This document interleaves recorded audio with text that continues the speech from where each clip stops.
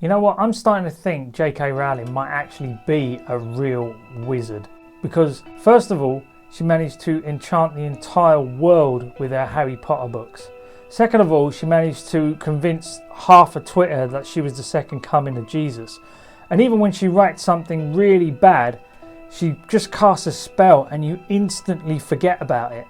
Exactly like this movie. They should never have called it Fantastic Beasts: The Crimes of Grindelwald. They should have titled it Fantastic Beasts: The Crimes Against Screenwriting. But the wizarding world is practically a license to print money. And Hot Toys like money. They like it a lot. Here's the intro.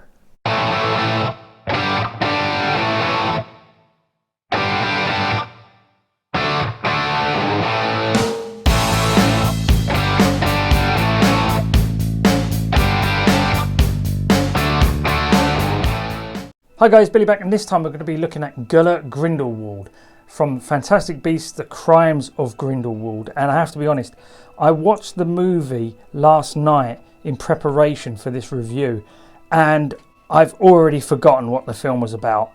Like, say what you like about J.K. Rowling, she can write a really entertaining kids book, but my God was that movie boring.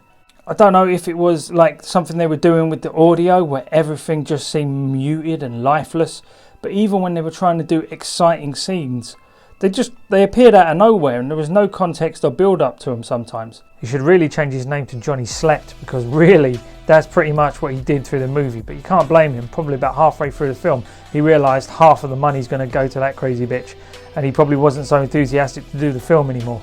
But I decided to bring out two figures from the movie. The first one was Newt Scamander, which is the main character. I think people will be picking that up more because he was also in the first film, and I think that film reviewed quite well.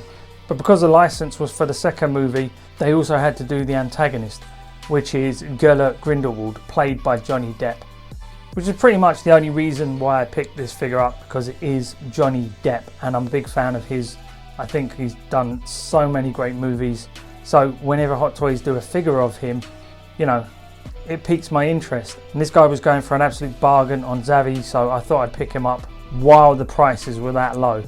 Okay, so here's the box. I've got this sort of really nice sort of motif of spot foil around the outside, and it's actually raised. You can actually feel the texture of it. And I really like this sort of Art Nouveau design just around here with the skull. I think that's really cool. There's sort of like magic symbols here. There was a slight reflective sort of metallic sheen to it. And there's a picture of the figure there. And then on the side, again, nice and subtle, we've got the Crimes of Grindelwald logo, the skull, and his wand. On the back we've got all the warnings with all the branding yet again. Same on the other side. Logo up the top, logo at the bottom. God, they really wanted to get their money out of that logo, didn't they? And that's it. Okay, it is a shoebox design. Let's pop it open and have a look what we get inside. Can we do the iPhone job? Oh, yeah, pops open.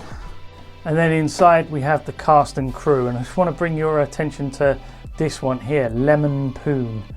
What a great name that is. Sounds tasty. Can I have the Lemon Poon, please? God, I'm 40 years of age next month. I need to grow up. But anyway, there's a nice design all the way around here. And then we slide off this slip cover. Oh, it's falling out. There's some hands, a wand holding hand and a wand. And then inside we can see the figure. There's a little blood pack thing there.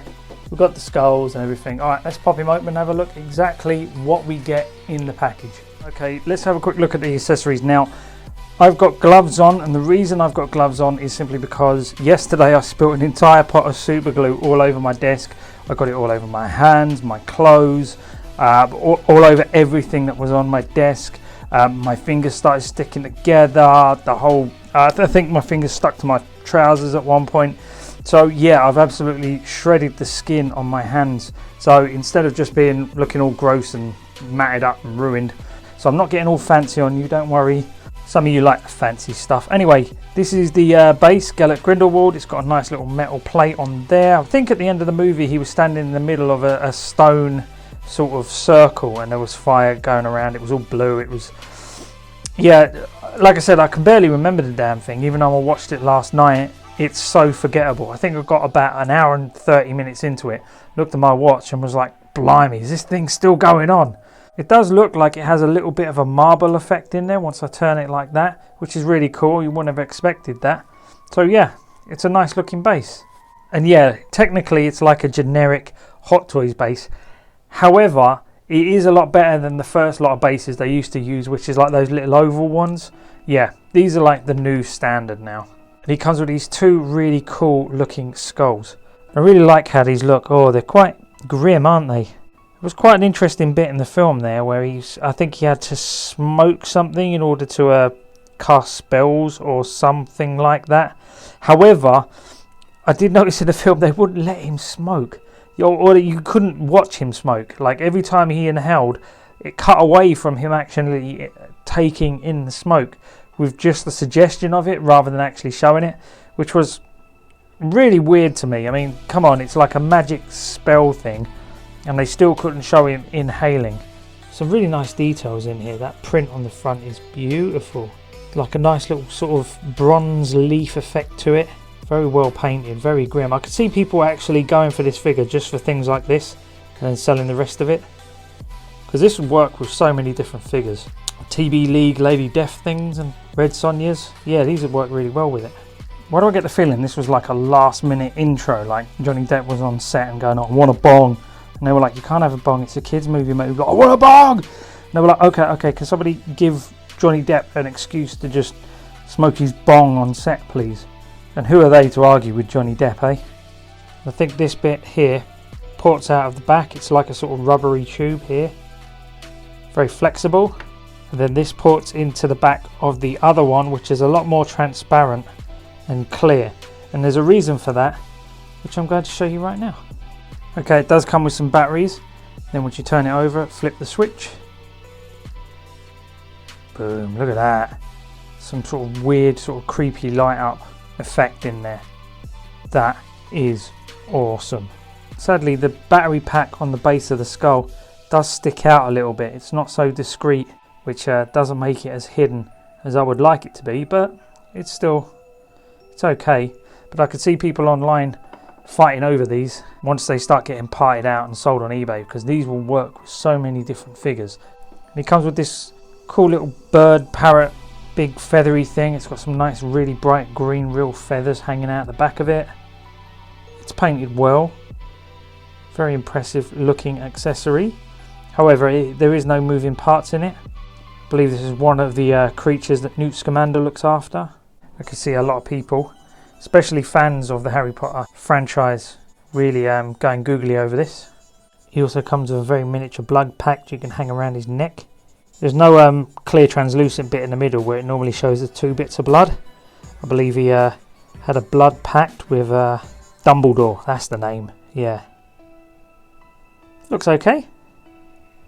Very nicely detailed for such a tiny little accessory. And he comes with a little wand, because he is I don't know, a wizard? Would you call him a wizard? I don't know what you'd call him. Supposed to be a wizard, I guess, but he's a pretty bad one if I remember. It's quite movie accurate, but it's very, very thin, so I can imagine that snapping if you're not careful. So in order to make sure you not get too nervous with it, they also put one fixed into a hand for you, so you don't have to worry about it, which is a really good touch. I wish Hot Toys would do this more with other figures. Get them holding accessories so you don't have to worry about it. You just have to swap the hands out.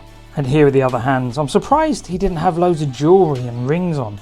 That seems to be like a requirement for Johnny Depp. He's like, yeah, stick rings all over my hands, please. Or just don't make me take mine off. But it's very nicely painted. There's actually some skin grading in there.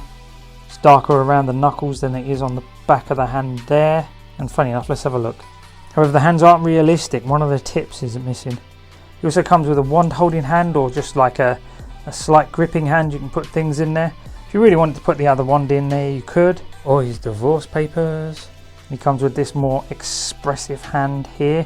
I think this holds the skull. Okay, looking at the head sculpt, yeah, I am impressed by that. They always seem to do Johnny Depp justice. They do have a love for the actor, I'm sure of it, because they've done a really, really solid job. It really does look like him in the movie. Very cool little tash there. How is Johnny Depp able to get away with so many looks? It's annoying. The sculpt is amazing. This is definitely one of those underrated sculpts that people are going to be talking about in years to come, going underrated, underrated. Very nicely sculpted hair. He's got that nice sort of silvery white effect to it, but it also fades around the back and becomes layered, which is a really nice effect. Nice paint flecking in the skin, and they've even managed to, I'm trying to get it in the milky eye effect. They've got that spot on. Hot Toys have definitely pulled it out of the bag in terms of the costume, because this looks very movie accurate, especially in 1/6 scale. They've really done a great job with that sort of weird sort of shirt underneath, and we've got another one here. The chains going across the front here, all the tiny little buttons. They've even put all these charms onto the waistcoat. The sort of waistcoat strings are tied together. However, they do look a little bit wonky. I'm not sure if I'll be able to fix those. I've tried, but they do sort of twist and bend a little bit. Then you come down, you can see it's got this sort of weird thick corsety belt thing on here. Although it does feel quite pleathery, and we've got all the buckles here, and they are very detailed. It does look very suitable. It's got these tiny little buttons all the way down the side here, which do actually scale into 1/6 very well. They're very detailed, and they're also very separate. Then we come down, we can see that these trousers are one of the main concerns for me, because they're quite sort of a shiny, pleathery effect to them, sort of a vinyl. I have a funny feeling those are going to crack up and fall apart in years to come. And then we've got all these detailed boots, and they come in two different parts here. So he's got ankle articulation, left, right, and everything. So you can get some dynamic poses out of him. Having a look at all the buttons, you can see they're actually very, very movie accurate. Very nicely stitched coat. These pockets don't work actually. But then he's got wires in the bottom of the coat, so you can get him into sort of more dynamic action poses. Here's that little corset around the back. They've even put more buckles in there, which again is that sort of touch of detail they didn't need to do, because it's under a coat. They could have easily just put some Velcro on there. Articulation is pretty good. You can turn left and right as much as you want. Look down quite a lot. Look up about that far. The shoulders go up to shoulder length, maybe just a little bit higher if you really want to push it. Again, there is bicep swivel in there. There's a double bend in the arms, so the hands can go right in. The hands are on wrist peg, can turn all the way round, up and down. There is a butterfly joint, so the arms can go forward and back. There is a little bit of waist swivel and an ab crunch, but it is very restricted by this clothing. You don't want to use that too much. Legs can come out to about there without causing stress here. Legs can go up about that far. There is a double bend with ratcheted knees. Legs can't go back that far actually. And then there is ankle pivot, forward, back, left and right with a ball joint on there. Overall, this is a very, very good figure for a very, very forgettable movie. Hot Toys have pulled it out of the bag in terms of accessories and clothing. That head sculpt is on point, and I absolutely love that glowing skull accessory. That's going to look so cool on my shelf with any figure I put it with. However, my main concerns are with that sort of pleather waist girdle thing he's got on, and those weird sort of feeling vinyl-y sort of pleathery trousers. I have a feeling in years to come that's where the problems with this figure are going to lie. However, the rest of it is absolutely stunning, and I can't really fault them. They did a really good job with this guy. So who should buy this figure? Well, if you're a die-hard Johnny Depp fan, this is definitely one you want to pick up. I've got the Sweeney Todd and the Sleepy Hollow figures, and he's going to look great next to those. I really wish they'd do an Edward Scissorhands again. However, because of the way that costume is and all the pleather and everything, I don't blame them for being very reluctant to make it, because in years to come when it's flaking and everything, it's just going to look bad, and it would make them look bad. So I think the fabric technology needs to improve before they can actually get it to a place where they would be happy to recreate another Edward Scissorhands. If you're a Harry Potter fan, you can pick up this figure. If you're a Johnny Depp fan, you'll definitely pick up this figure. If you're a 1/6 scale enthusiast and it doesn't matter about the license, then you're going to love this figure. I wouldn't be surprised if years to come this will be lauded as an underrated classic in Hot Toys library. Okay, if you have any figures in your collection from a film you actually didn't like, let me know in the comments. What figures do you have from a bad movie?